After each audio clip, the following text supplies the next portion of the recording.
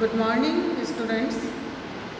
मैं डॉक्टर सुधा मित्तल आज का अपना नया टॉपिक स्टार्ट करेंगे, लाइसेंस का नवीकरण एवं निरस्तीकरण और इसके साथ ही एजेंसी की समाप्ति, आचार संहिता तथा अनुचित व्यवहार।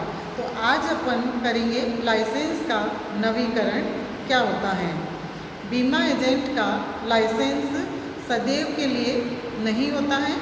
प्रत्येक एजेंट को लाइसेंस 3 वर्ष की अवधि तक प्रभावशील रहता है। इस अवधि में ही इसके नवीकरण की प्रक्रिया प्रारंभ करनी पड़ती है। कभी कभी कुछ दशाओं में एजेंट के लाइसेंस को निरस्त भी किया जा सकता है। तो इस प्रकार से बीमा एजेंट के लाइसेंस को नवीकरण करना आवश्यक होता है। जैसे ही इसकी अवधि समाप्त हो जाती है तो बीमा एजेंट दोबारा वापस से अपने लाइसेंस का नवीकरण रिन्यूअल कराता है। बीमा एजेंट के लाइसेंस की वैधता की अवधि 3 वर्ष की होती है और प्रत्येक बीमा एजेंट को जारी किए गए लाइसेंस का 3 वर्ष की अवधि के भीतर नवीकरण रिन्यूअल हो जाना चाहिए। अगर नवीकरण न कराया जाए तो ऐसी स्थिति के अंतर्गत लाइसेंस अप्रभावी हो जाता है। अब हम देखेंगे कि लाइसेंस नवीकरण की क्या प्रक्रिया होती है। Procedure for renewal of licence. बीमा अधिनियम तथा लाइसेंस संबंधी विनियमों के अनुसार बीमा एजेंट के लाइसेंस की रिन्यूअल की एक निश्चित प्रोसेस है जो इस प्रकार से है। फर्स्ट स्टेप होता है लाइसेंस के प्रभावहीन होने के 30 दिन पूर्व आवेदन करना।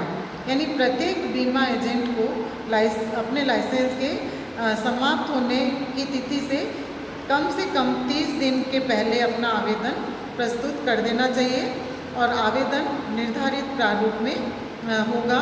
प्रारूप वही है जो प्रथम बार लाइसेंस बनाने के लिए उपयोग में लाया गया था। उसके बाद शुल्क का भुगतान। रिन्यूअल के आवेदन के साथ ही एजेंट को लाइसेंस नवीकरण रिन्यूअल का शुल्क भी जमा कराना पड़ता है। जो भी शुल्क नियमानुसार है उस शुल्क का भुगतान एजेंट को करना होता है। थर्ड स्टेप है 30 दिन से कम दिन पूर्व आवेदन पर जुर्माना। कभी कभी कोई बीमा एजेंट क्या करते हैं, अपने लाइसेंस के प्रभावहीन यानी ख़त्म होने के कम से कम 30 दिन पहले उसका नवीकरण रिन्यूअल का आवेदन नहीं कर पाते हैं। तो ऐसी स्थिति के अंतर्गत लाइसेंस के प्रभावहीन होने से 30 दिन से कम अवधि रहने पर भी नवीकरण का आवेदन दे सकता है, लेकिन उसके लिए उसको कुछ रुपए जुर्माने के रूप में भरने होते हैं। फोर्थ स्टेप में लाइसेंस प्रभावहीन होने के बाद नवीकरण का आवेदन।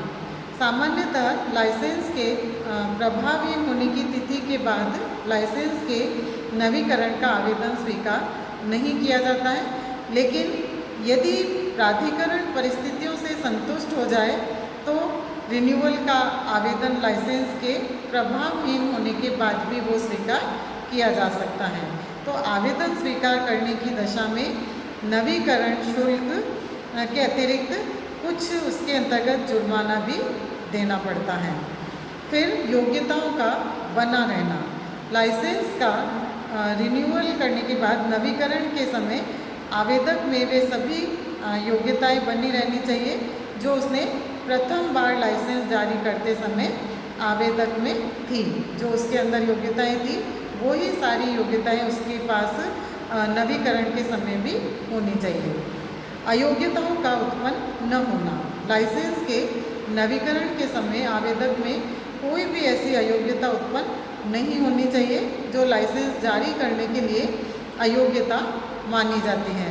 इन अयोग्यताओं का उल्लेख लाइसेंस जारी करने की प्रक्रिया के अधीन कर दिया जाता है। यानी कि एक एजेंट को इन अयोग्यताओं के बारे में जानकारी होती है और अगर उन अयोग्यता में से उसमें कोई भी अगर एक अयोग्यता आ जाती है तो ऐसी स्थिति में वो दोबारा लाइसेंस लेने के लिए योग्य नहीं माना जाएगा। इसके बाद नेक्स्ट, निगमीय बीमा प्रशासक को पुनः प्रशिक्षण। गैर प्राकृतिक कंपनियों की ओर से बीमा एजेंट लाइसेंस के नवीकरण का आवेदन निगमीय बीमा प्रशासक द्वारा किया जाता है। लाइसेंस का नवीकरण तब किया जाता है जबकि इस प्रशासक ने किसी मान्यता प्राप्त संस्था से कम 25 घंटों का संबंधित बीमा व्यवसाय में व्यावहारिक प्रशिक्षण प्राप्त कर लिया हो। तो यदि एजेंट का संयुक्त लाइसेंस है तो निगमीय बीमा प्रशासक को दोनों ही प्रकार के बीमा व्यवसाय का कम से कम 50 घंटों का प्रैक्टिकल ट्रेनिंग या व्यावहारिक प्रशिक्षण प्राप्त कर लेना चाहिए। इसके बाद नए लाइसेंस की अवधि। नए लाइसेंस की अवधि 3 वर्ष होती है और यह जारी करने की तिथि से 3 वर्ष तक प्रभावी होती है। यानी जो रिन्यूअल पीरियड है वो भी 3 वर्ष का होता है और जब ये लाइसेंस प्राप्त हो जाता है तो 3 वर्ष तक ये प्रभावी माना जाएगा। और लास्ट, पुनः नवीकरण। नवीनीकृत लाइसेंस का पुनः नवीकरण यानी रिन्यूअल करवाया जा सकता है। पुनः नवीनीकृत लाइसेंस के लिए भी आवेदन करना होता है तथा शुल्क देना होता है।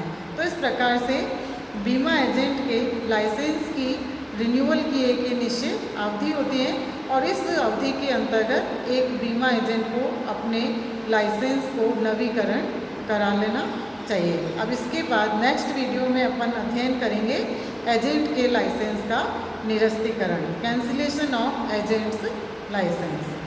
Thank you students.